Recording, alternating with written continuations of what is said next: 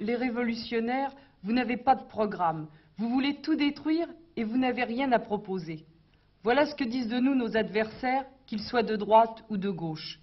Mais c'est eux qui n'ont pas de programme, ou plutôt, ils ont tous le même. Chaban, Giscard, leur programme, c'est bien sûr de continuer comme précédemment. La seule différence que je vois entre les deux, c'est que l'un souhaite que le président s'appelle Chaban et l'autre souhaite qu'il s'appelle Giscard.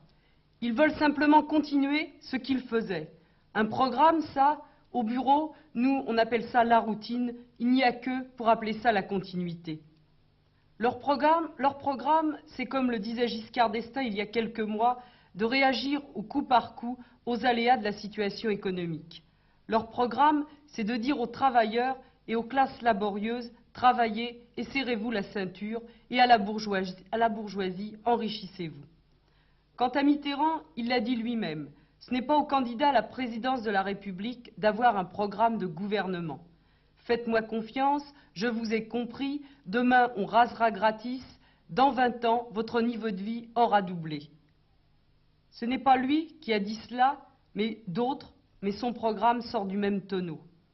Mais les grands qui nous gouvernent, les représentants des industriels, des trusts et des banquiers, ne se contentent pas de tromper le peuple. Leur pouvoir repose sur des certitudes beaucoup plus matérielles. Pour faire appliquer la loi, leur loi, ils se sont donné les moyens nécessaires. Il y a des percepteurs, des contrôleurs, des magistrats, des huissiers, des gendarmes.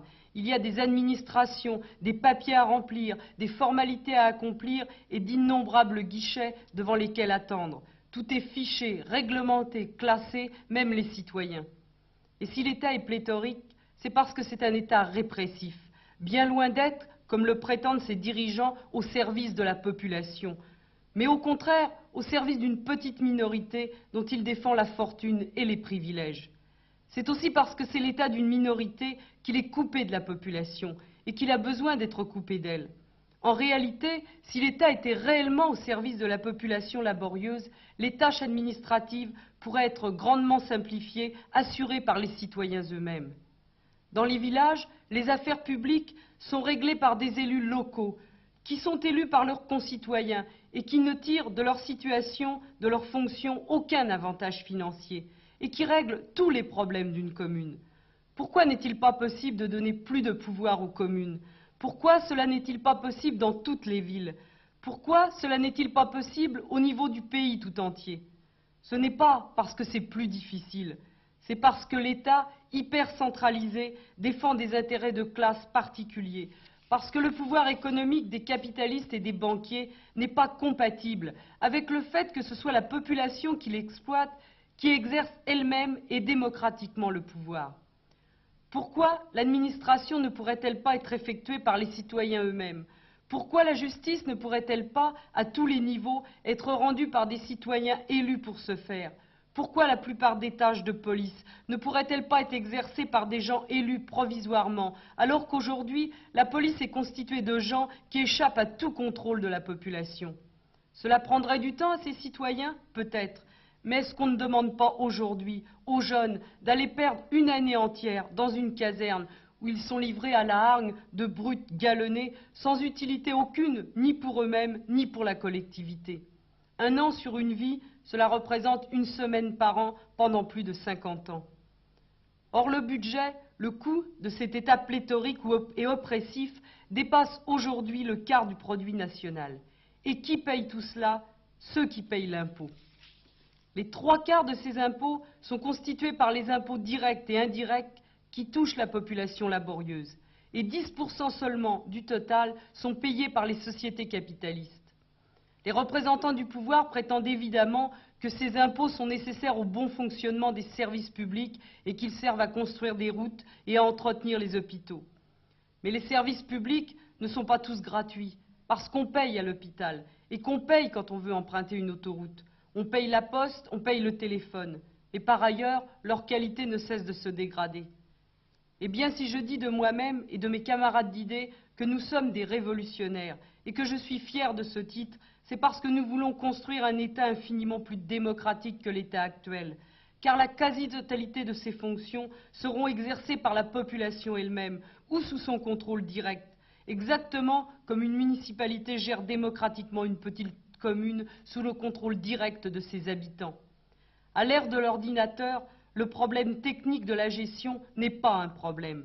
Les méthodes de démocratie directe peuvent s'appliquer dans la gestion des affaires de tout un département, de toute une région, de tout un État. À l'heure actuelle, on sait poser des questions ambiguës par référendum à la population. Mais quand il s'agit d'une guerre, par exemple, ou d'une question tout aussi importante, on ne fait jamais de référendum.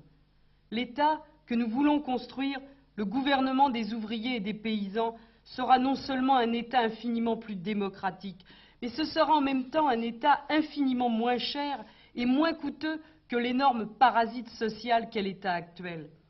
Aujourd'hui, cet État consacre autant d'argent à entretenir une armée de 600 000 militaires, dans quel but, pour quelle guerre, qu'à instruire 12 millions d'enfants en âge scolaire.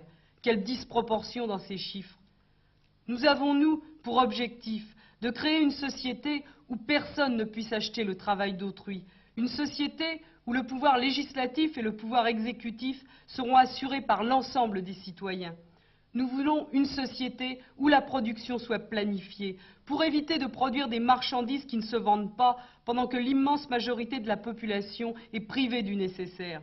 Une société où les différences de fortune, de situation sociale, d'appartenance ou pas aux coteries qui ont le pouvoir ne puissent plus, comme c'est le cas dans la société actuelle, prendre le cas sur les qualités personnelles.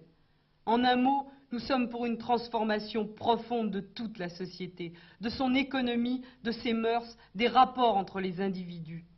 Dire de nous que nous n'avons pas de programme, c'est dire de ceux qui ont pris la Bastille en 1789 qu'ils n'avaient pas de programme. Mais peut-être direz-vous que tout cela, c'est bien utopique. Mais est-ce plus utopique que d'attendre de Giscard ou de Chaban qui se préoccupent réellement du sort de la population ? Est-ce plus utopique que de croire que Mitterrand, s'il vient au pouvoir, fera autre chose que ce qu'il a fait dans le passé? Je ne me présente pas dans l'espoir de devenir le 19 mai présidente de la République. Je me présente parce que je pense que mes sentiments, mes espoirs en un changement social profond sont partagés par une fraction non négligeable de la population laborieuse.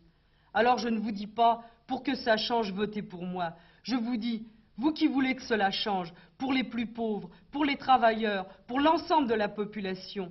Vous qui aspirez à une société plus démocratique, vous qui savez que l'État opprime et que la loi triche et que l'impôt saigne le malheureux, comme dit l'Internationale, le chant des opprimés, eh bien montrez-le, dites-le, préservez les espoirs d'avenir en votant le 5 mai au premier tour pour ma candidature.